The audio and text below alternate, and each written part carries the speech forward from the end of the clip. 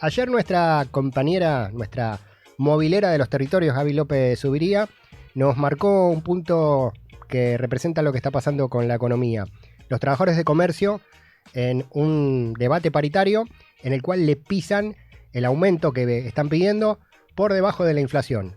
Entonces, lo que el gobierno esgrime como el gran logro, que es haber desacelerado la suba de la inflación, no bajado, desacelerado la suba, queda diluido. Vamos a afinar los números con el lápiz de Agustina Aimovich, integrante de Paridad en la Macro e investigadora del Instituto de Pensamiento y Políticas Públicas, para entender la economía desde esto, desde el llano, ¿no? 1,5% de inflación, el gobierno la festejó, eso quedó fuera de plano por lo que está pasando políticamente y judicialmente con Cristina Fernández de Kirchner, pero el gobierno levanta esa bandera que no se percibe en lo concreto, más allá del número y del título, en los bolsillos y en la mesa familiar. La saludo a Agustina. ¿Cómo te va? Hola Pablo, buenos días, ¿cómo estás? Muy bien, muy bien. Bueno, viendo cómo los números que son indiscutibles, la matemática es indiscutible, 1 más 1 es 2, pero cómo el significado real de ese número no es tan concreto y tan inamovible, sino tiene interpretaciones y percepciones.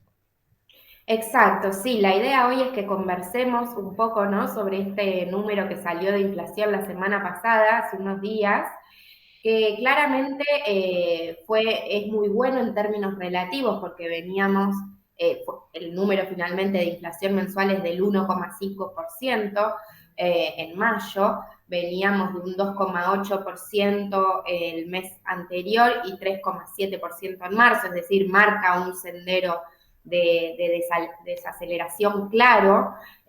Interanualmente también la inflación dio 43,5, también bajando unos puntos respecto al mes anterior, y en la curva, digamos, de cómo va evolucionando la inflación interanual, se ve claramente una desaceleración pronunciada. Pero bueno, nos corresponde poner la lupa en ese número, ver qué factores lo están explicando, con qué políticas se está logrando y qué costos tienen esas políticas para ver, bueno, por un lado, justamente qué consecuencias puede tener esta política antiinflacionaria que está implementando el gobierno, y por otro lado, qué sostenibilidad tiene también, ¿no?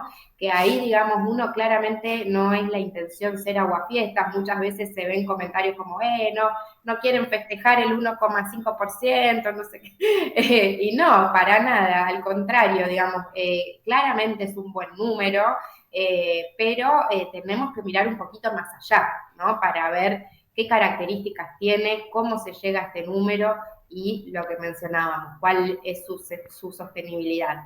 Entonces, si uno pone la lupa, digamos, para describir un poco más de qué características tuvieron estos resultados, la inflación de mayo, este 1,5%, tuvo comportamientos muy distintos al interior según el grupo de productos que uno vea, ¿no? Entonces, hubo incluso una baja en los precios de los productos estacionales, de los bienes estacionales.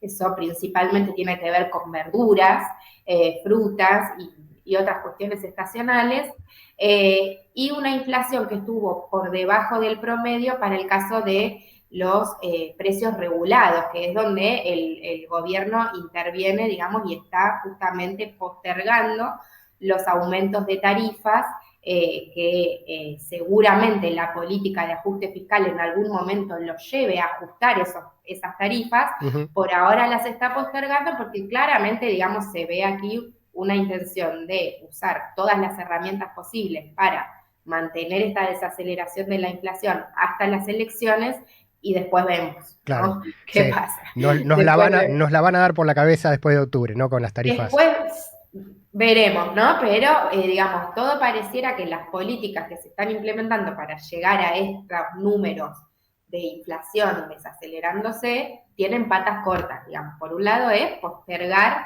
aumentos de tarifas que, si vos te propusiste un ajuste fiscal como el que te propusiste bajo el acuerdo con el fondo y por la misma visión ideológica del gobierno, bueno, sabemos que más tarde o más temprano esas tarifas se van a corregir.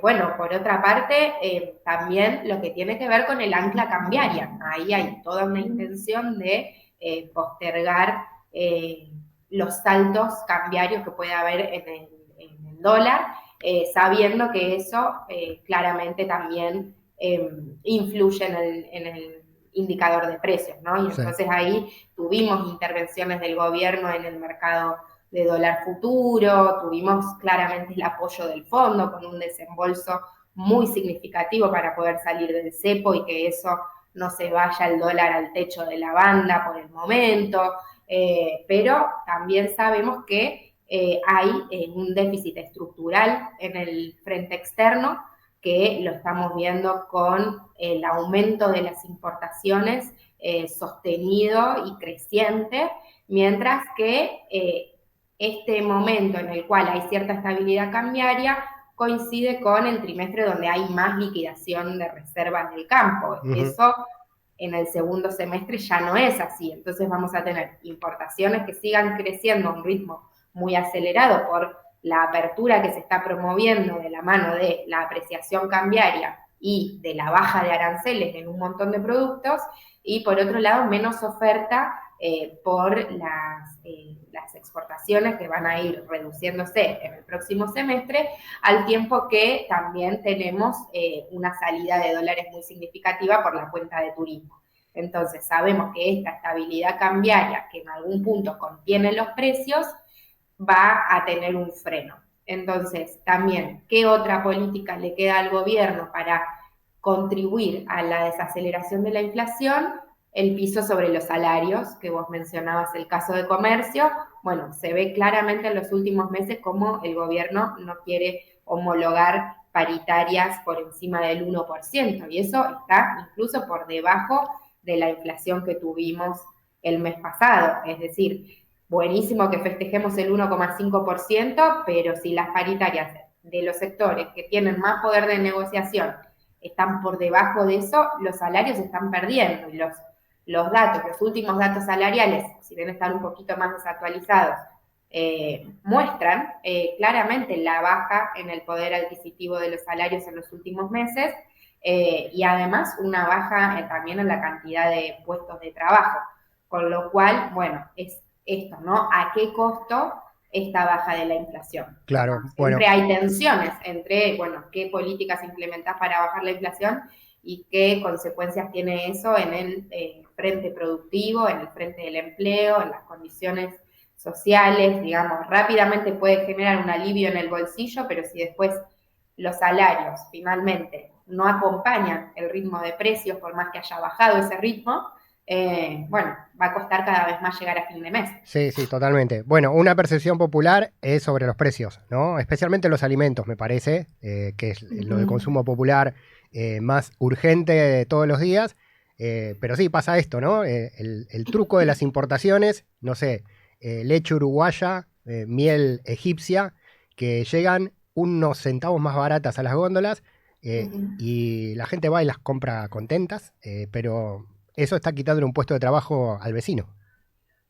Sí, sí, totalmente. Es que claramente uno no va a juzgar los mecanismos de subsistencia que tienen las personas para poder hacer rendir los pesos que tiene, y en ese sentido es lógico que uno en la góndola busque y elija por precio porque no alcanza, digamos. Sí. Pero digamos, el gobierno que está ocupado de definir las políticas económicas tiene que saber qué consecuencias tiene eso. Yo creo que acá el tema es que al gobierno no le preocupa, digamos, que estas políticas generen un deterioro del tejido productivo de la Argentina, que perjudique las capacidades productivas de la industria, que se vaya perdiendo valor agregado, porque la visión es otra, la visión es, bueno, aprovechemos las ventajas comparativas de los sectores exportadores de recursos naturales, toda la carne al asador ahí, y después la industria, bueno, si no es lo suficientemente competitiva para bancarse la competencia del exterior, el Estado no tiene por qué proteger. Bueno, eso claramente tiene perjuicios en materia de empleo, y además, justamente, bueno, es sabido, ¿no? Los países que este mismo gobierno promueve como, digamos, ejemplos de éxito, de desarrollo y demás, cuando tuvieron que ser proteccionistas con la industria y cuando tienen que serlo hoy en día actualmente, lo son, digamos, ahí no hay ideología de libre mercado permanente, sino, bueno, cuando las condiciones de la industria pueden, nacional, pueden bancar esa competencia, ¿no? Si Sí, no, la protegemos, claro, porque es bueno, una política estratégica de desarrollo nacional. caso Donald Trump, ¿no? Que es el gran emblema Exacto. de Milley, que se termina peleando con Elon Musk por esto, porque Trump Ujú. pone aranceles y es proteccionista, y Musk quiere libertad absoluta de comercio para ganar más dólares y llevárselos afuera de Estados Unidos. Exacto, sí. Así que bueno, eso es un poco, digamos, el análisis que surge de ver, de pensar en qué costos tienen estas políticas antiinflacionarias, ¿no? Tenemos un ancla cambiaria que la vemos insostenible porque las cuestiones estructurales que hacen a la entrada y salida de divisas no son positivas para los próximos meses. Un ancla salarial que va a generar cada vez mayor conflictividad, digamos que venimos de conflictos en distintos sectores. Bueno, claramente el conflicto del Garrahan es muy simbólico por el rol que tiene el hospital y es claramente notable la pérdida en el poder adquisitivo de los salarios, los profesores universitarios, eh, investigadores, un montón de áreas estratégicas para el desarrollo nacional y el desarrollo, digamos, en materia de salud, de educación y demás, que los salarios ahí mucho más lejos que en el sector privado, ¿no? Mucha mayor la pérdida. Y son áreas, eso, de nuevo, estratégicas para el desarrollo, ¿no? Y después, por otra parte, digamos, desmenuzando un poco la variación de los precios, también se percibe muy distinto según la situación de cada hogar. Por ejemplo, yo veía desagregado cómo fue la evolución de precios en algunos rubros y alquiler, mientras la inflación aumentó, decíamos, un 43% interanual, los alquileres aumentaron 190% interanual.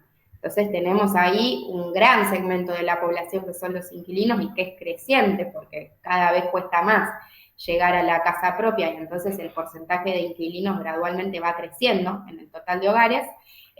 Los alquileres tuvieron un aumento muy por encima del promedio de precios. Sí. Y después tenemos otros rubros que uno podría decir, bueno, ya son de clase media, clase alta, como las prepagas, pero creo que todos conocemos a alguna persona mayor que hace un esfuerzo considerable para pagar de su bolsillo la prepaga para poder tener alguna prestación adicional y demás. También es un rubro que aumentó muchísimo en el último año y que no necesariamente tiene que ver con hogares acomodados, digo, a eso me refiero. Y después, dentro de los alimentos, si bien tenemos algunos alimentos que bajaron por cuestiones estacionales, como las verduras y demás, se ve, por ejemplo, la carne, que es uno de los productos que más aumentó en el último año. Entonces, bueno, de ahí creo que también la percepción, cuando según la propia posición o los propios consumos que uno necesita o quiere sostener y demás, se ve que la evolución de los precios es muy por encima del promedio y entonces también los números hacen ruido, ¿no? Por ese lado.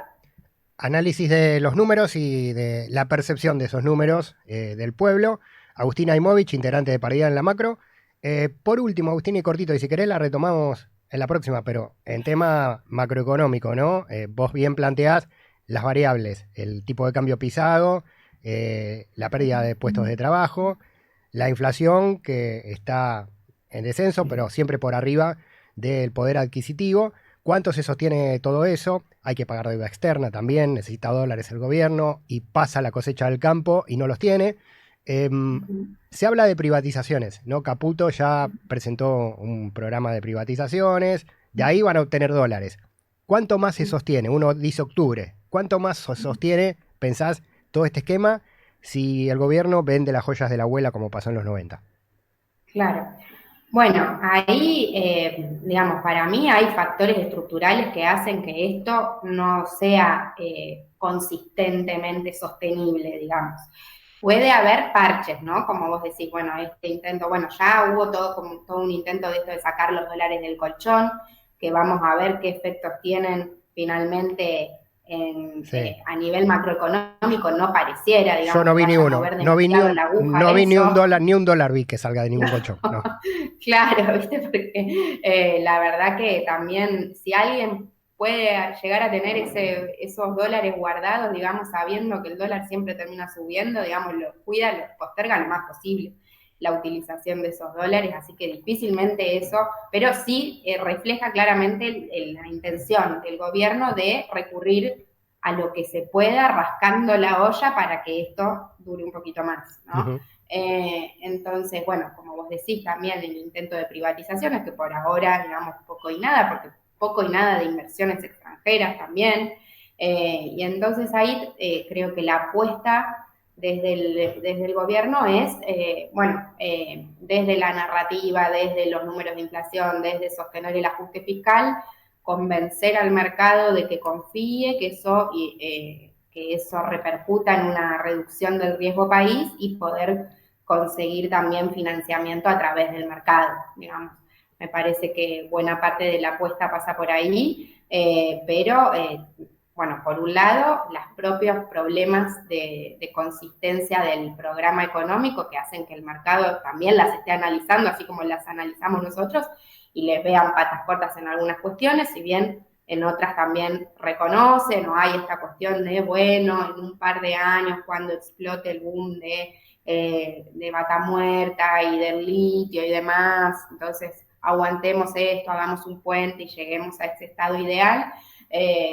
Esa es otra apuesta también, pero bueno, la verdad es que está difícil y también, bueno, el gobierno está apostando a una confianza del mercado, una reducción del riesgo país y obtener financiamiento de actores privados por esa vía en un contexto global que estamos viendo que todos los días está muy convulsionado y, bueno, los capitales también, justamente además, encima se liberalizó una de las pocas políticas macroprudenciales que se le llamaban, que era esto de que si venían inversiones extranjeras especulativas se tenían que quedar por lo menos 6 meses, esa condición se eliminó, entonces así como vienen también se podrían ir, generando mucha más inestabilidad, con lo cual, bueno, está por verse, ¿no? O sea, lo que se ve es al gobierno rascando la olla, esto recurriendo a, digamos, cambios normativos inmensos que además fomentan la informalidad, como este blanqueo que tenía que ver con sacar los dólares del colchón, tus dólares, tu decisión, bueno,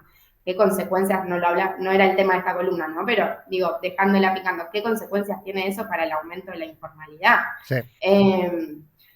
Y bueno, entonces, tratando de conseguir algunos dólares para sostener un modelo que tiene muchos problemas, se van generando un montón de consecuencias que a mi entender son perjudiciales, ¿no? En mediano largo plazo. Nos quedamos con esa metáfora, rascar la olla, sí. Abajo las familias y arriba el Estado, también el gobierno, sí. Para pagar la deuda pública. Después, para otra columna también, cómo ha aumentado la cantidad de dólares de patrimonio que tienen las grandes fortunas en Argentina en los últimos años, ¿no? Porque ahí también hay muchos dólares. Bueno, ahí se podría... Pero ahí no se van a buscar. Ahí no rascan, ahí nunca rascan. No, ahí no rascan. Ahí va. Agustina, bueno, retomamos la próxima. Gracias por ayudarnos a afinar el lápiz económico. No, por favor. Gracias a ustedes por el espacio. Agustina Imovich, integrante de Paridad en la Macro, investigadora del Instituto de Pensamiento y Políticas Públicas. En las redes, en los portales de estas organizaciones, más información para seguir analizando la economía cotidiana.